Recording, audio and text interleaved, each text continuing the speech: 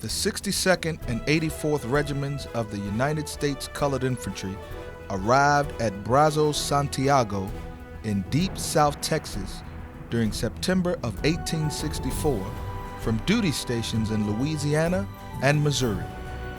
8 months later, in May of 1865, these regiments of the United States Colored Infantry were participating in the last battles of the Civil War at White's Ranch and later Palmetto Ranch. The soldiers of Missouri's 62nd and Louisiana's 84th Regiments served with distinction in Texas.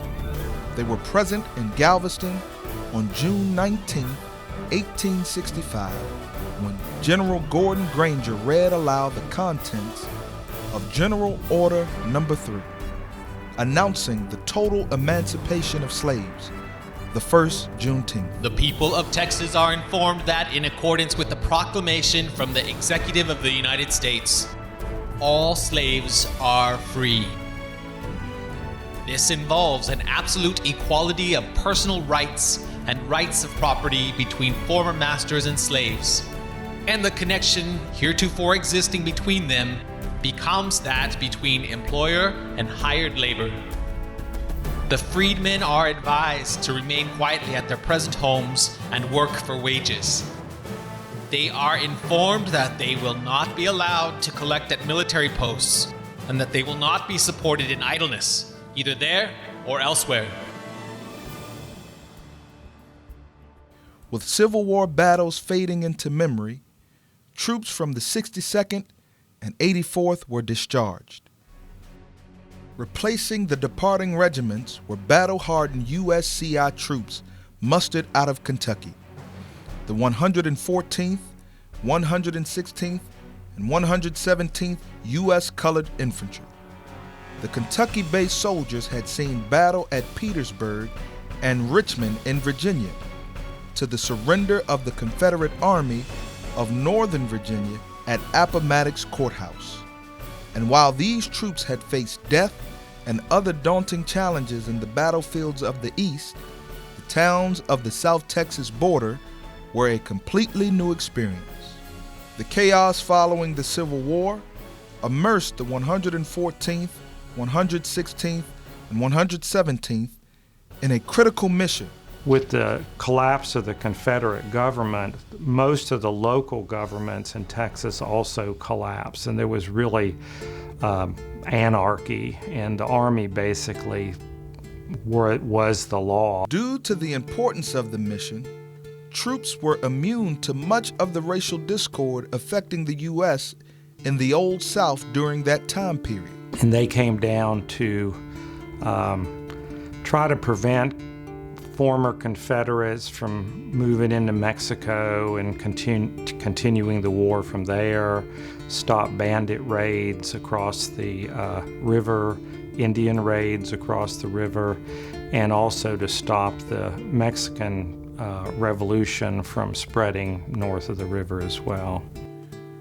Colonel Charles Kiriker of the 116th wrote that the local populations show no malice toward the northern freemen. The troops were proud to protect the South Texas-Mexico border, but missed their homes in Kentucky.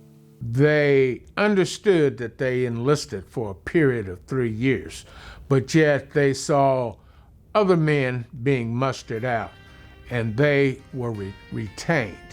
For many, the sentiment, or the only reason for being retained, was that they were soldiers from slave states. An appreciation for South Texas, mixed with a desire to return home, provided the inspiration for Sergeant Major Thomas Boswell of the 116th U.S. Colored Infantry to write this now famous letter. The weather has been truly enchanting for the last 3 days, and the boys have just completed their winter quarters.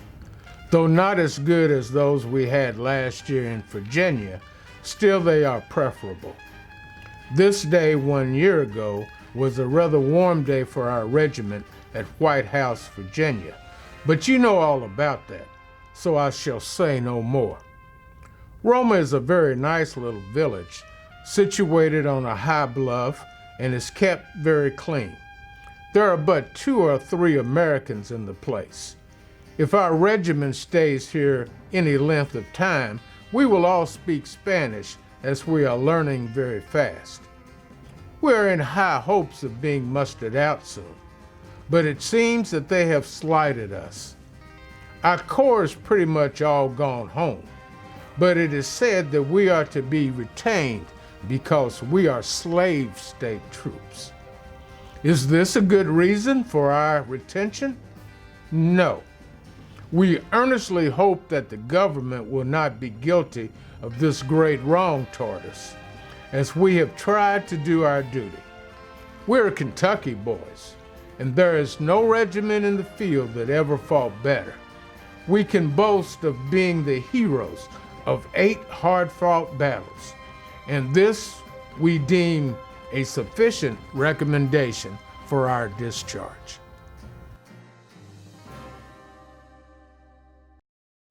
The troops of the United States Colored Infantry fought the closing battles of the Civil War along the Texas-Mexico border and later protected that boundary line against lawlessness.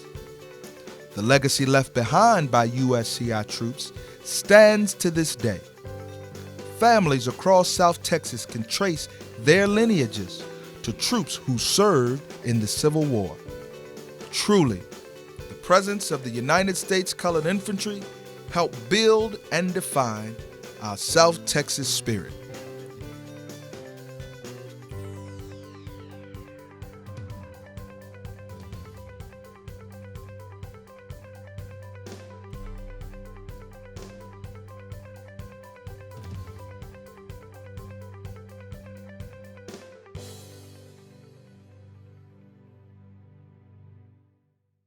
El día en que yo me muera, atentamente quisiera que me canten mi canción.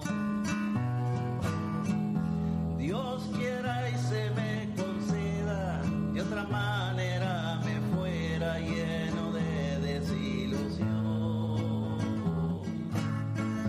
Quiero que un mariachi cante con su voz fuerte y brillante a la orilla de mi ataúd.